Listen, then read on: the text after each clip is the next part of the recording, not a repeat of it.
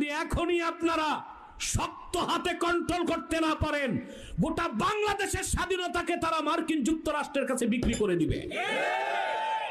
তাহলে বোঝা যাচ্ছে এরা চাচ্ছে বিএনপিও ক্ষমতায় না আসুক, জামাতও না আসুক, হেফাজতও না আসুক, আলেম ওলামা না আসুক, তো ক্ষমতায় আসবে কারা?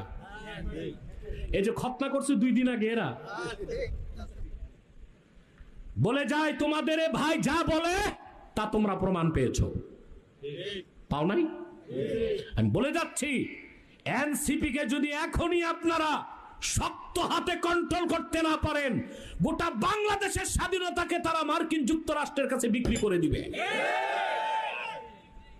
যারা যুগের পর যুগ রাজনীতি করলো, বিএনপি, জামাত, খেলাফত, মজলিস, এরা কেউ থাকবে না।